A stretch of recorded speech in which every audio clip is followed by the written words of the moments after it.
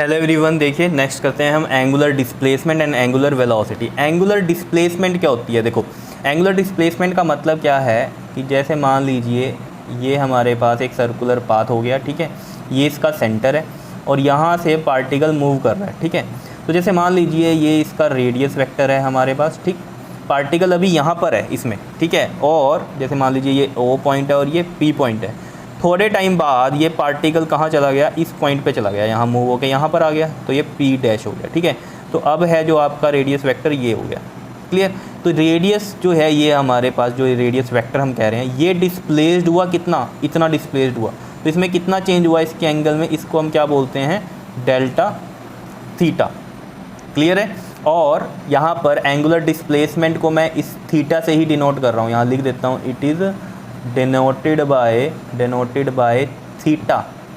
तो यानी कि एंगुलर डिस्प्लेसमेंट मतलब क्या? एंगल कितना डिस्प्लेस्ड हो रहा है, एंगुलर, क्लियर। तो यही लिख रखा है, it is defined as the angle traced out by the radius vector in given time. देखो अब रेडियस वेक्टर ये है, ठीक है, इसने एंगल ट्रेस किया, ये एंगल ट्रेस किया, अब रेडियस वेक्टर यहाँ आ गया क्योंकि ये पार्टिकल यहाँ से कहाँ मूव हुआ? यहाँ पर मूव हुआ।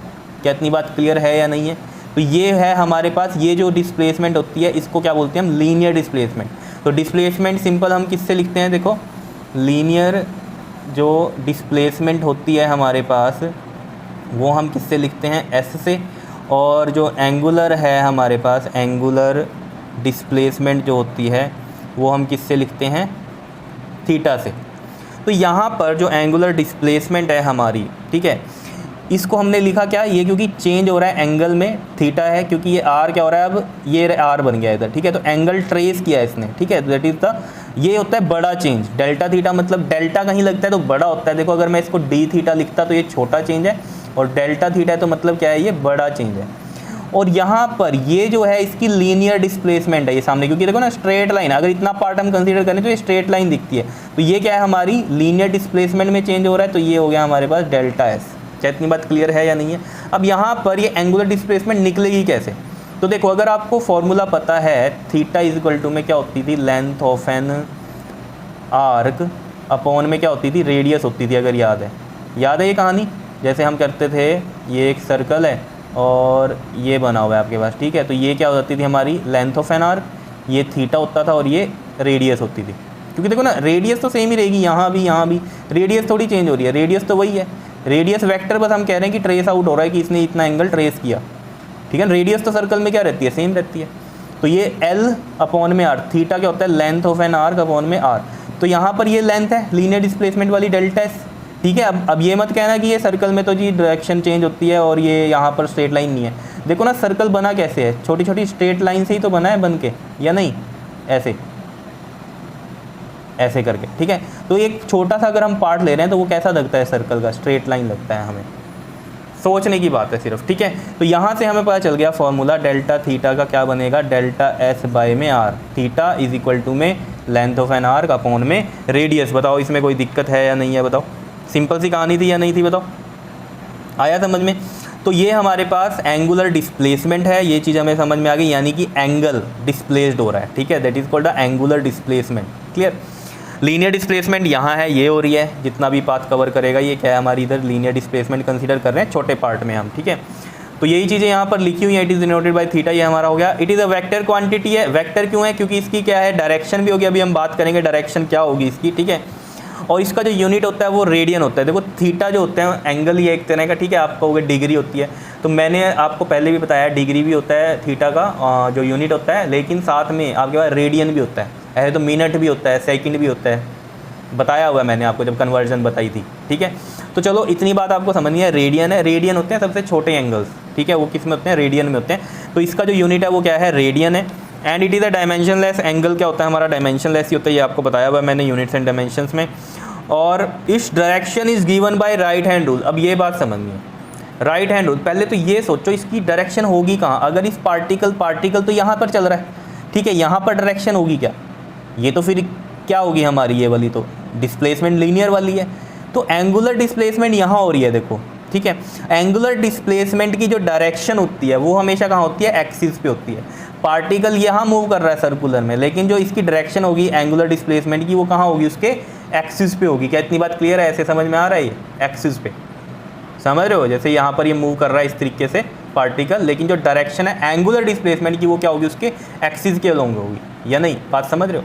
तो एक्सिस के अलोंग है तो यानी कि या तो वो बाहर की तरफ होगी या फिर क्या होगी, वो अंदर की तरफ होगी। बताओ समझ में आ रही है या नहीं बात। अगर डायरेक्शन अंदर की तरफ है तो हम उसको किससे लिखते हैं, क्रॉस से, और अगर बाहर की तरफ आ रही है, आउटवर्ड आ रही है, तो उस डायरेक्शन को लिखते हैं हम डॉट से। ये भी बातें आपको याद रहनी चाहिए। ये क्या होता है, क्रॉस इनवर्ड, और डॉट क्या होता है, आउटवर्ड। ये चीज़ें याद रहनी चाहिए, ठीक है। अब देखो राइट हैंड रूल कैसे, देखो ये मेरा राइट हैंड है, जिस डायरेक्शन में पार्टिकल मूव कर रहा है, देखो जैसे मान लो पार्टिकल इस डायरेक्शन में मूव कर रहा है इधर, ठीक है, तो ये इसका एक्सिस होगा बीच में, ठीक है। अब आपने क्या करना है, अपनी फिंगर्स को कर्ल कर लेना उस डायरेक्शन में जहाँ पर क्या है, पार्टिकल का मोशन है। तो पार्टिकल का मोशन देखो ऐसे हो रहा है, तो हमने ऐसे किया, तो ये थंब देखो हमारा कहाँ आ रहा है, आउटवर्ड आ रहा है। थंब अगर आउटवर्ड आ रहा है तो डायरेक्शन कैसी है इसकी, एक्सिस पे, जल्दी बताओ, आउटवर्ड है एंगुलर डिस्प्लेसमेंट की डायरेक्शन। बात इतनी क्लियर है या नहीं है, बताओ, कोई दिक्कत इसमें, कोई दिक्कत नहीं है, ठीक है। अब अगर डायरेक्शन जो है कैसी हो जाए, ऐसी हो जाए, मतलब कि क्लॉकवाइज घूम रहा है पार्टिकल, ये कौन सा घूम रहा था, एंटी क्लॉकवाइज, अब क्लॉकवाइज घूम रहा है, तो राइट हैंड लो, कर्ल फिंगर्स हैं हमारी, इसको देखो आप किस तरीके से घुमाओगे। अब ऐसे करोगे तो ये तो ऊपर की तरफ डायरेक्शन आ रही है, इसके अकॉर्डिंग करना है तो मुझे ऐसे करनी पड़ेगी कर्ल फिंगर्स, ये देखो डायरेक्शन वाइज, और ये थंब देखो मेरा कहाँ जा रहा है, नीचे की तरफ जा रहा है, तो डायरेक्शन बता रहा है एक्सिस पे एंगुलर डिस्प्लेसमेंट की क्या होगी, ये आपके पास इनवर्ड होगी, तो वो हम क्रॉस से लिखते हैं, ये हो गई आपके पास इनवर्ड। बताओ इतनी बात समझ में आ रही है। अब कईयों को नहीं समझ में आ रहा होगा, यार एक्सिस के लोग कैसे डायरेक्शन की हम बात कर रहे हैं। अब देखो इस चीज़ को ना ऐसे समझो, जैसे आपने क्या ले रखी है, एक अम्ब्रेला ली हुई है, ठीक है। अम्ब्रेला का क्या होता है, ये पकड़ने की होती है आपके पास, ठीक है, और यहाँ पर ऐसे वो लगा होता है अम्ब्रेला इस तरीके से, ठीक है ना। आप यहाँ से पकड़ते हो और ऐसे अम्ब्रेला ऐसे अपने ऊपर लेते हो, ठीक है। अब एक्चुअल में क्या है, ये एक्सिस है, ये सर्कल हो गया ऊपर का कपड़ा जो है अम्ब्रेला का, और ये क्या हो गई उसकी एक्सिस हो गई। अब एक्सिस को आप ऐसे करो, इस साइड करो, तो ये क्या कर रहे हो आप, एंगल ही तो कर रहे हो, समझ रहे हो, एंगल ही तो बड़ा छोटा कर रहे हो। अब एंगल आपने बढ़ा दिया तो ये अम्ब्रेला की डायरेक्शन इधर हो गई, है ना। ये देख रहे हो एक्सिस से कैसे हम डायरेक्शन चेंज कर रहे हैं, क्लियर। और इधर करेंगे तो इधर हो जाएगी, समझ रहे हो। अब इसको घुमाना है, अगर अम्ब्रेला को घुमा दो और एक उस पर जो कॉर्नर होगा ना अम्ब्रेला का, उस पर कुछ बांध दो और उसको घुमाओ, तो पार्टिकल तो ऐसे घूम रहा है, ऐसे ऐसे घूम रहा है, यहाँ पर ऐसे ऐसे घूम रहा है पार्टिकल, ठीक है। लेकिन उस पूरे की डायरेक्शन इस अम्ब्रेला में हम कैसे करेंगे कि हम इसको ऐसे करें तो ये अम्ब्रेला इधर आ गई, ऐसे करें तो इधर आ गई, that is called the angular displacement. Angles के थ्रू क्या हो रहे हैं, हम अम्ब्रेला को इधर उधर कर पा रहे हैं। क्या इतनी बात समझ में आ रही है या नहीं, बताओ।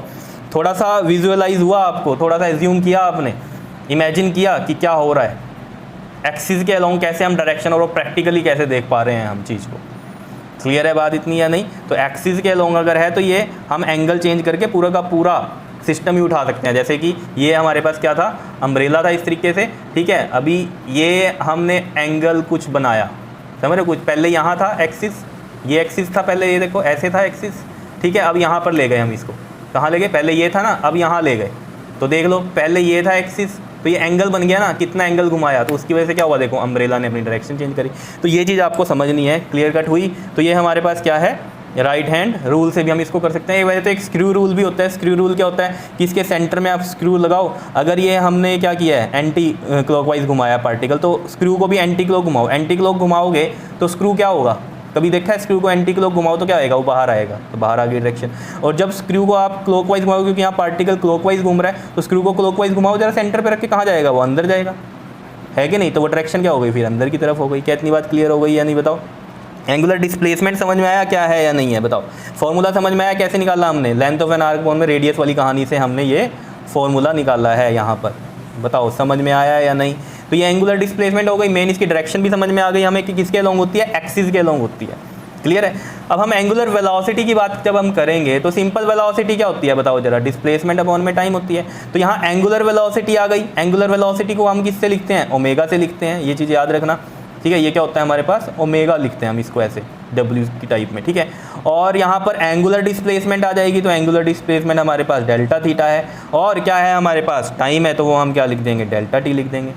डेल्टा थीटा होने में, एंगुलर डिस्प्लेसमेंट होने में कितना टाइम लग रहा है, वो क्या है, हमारी एंगुलर वेलोसिटी है। यही चीज़ लिखी हुई है, the time rate of change of angular displacement, time rate of change of displacement simple velocity, time rate of change of angular displacement क्या होती है हमारे पास, एंगुलर वेलोसिटी होती है।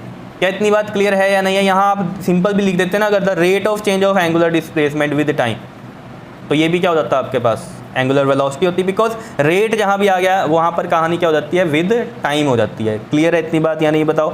तो हम इसको लिख सकते हैं ओमेगा एंगुलर वेलोसिटी, ठीक है, इसको हम किससे डिनोट कर रहे हैं, ओमेगा से। तो यहाँ लिख भी दो, it is denoted by omega, तो मैं यहाँ लिख देता हूँ ओमेगा से हम इसको ऐसे लिख रहे हैं, ठीक है। तो ये क्या होगी हमारे पास, एंगुलर डिस्प्लेसमेंट अपॉन में क्या आएगा हमारे पास, चेंज इन टाइम, या फिर हम लिख देंगे टाइम टेकन, ठीक है, टाइम जितना भी लिया उसने, ठीक।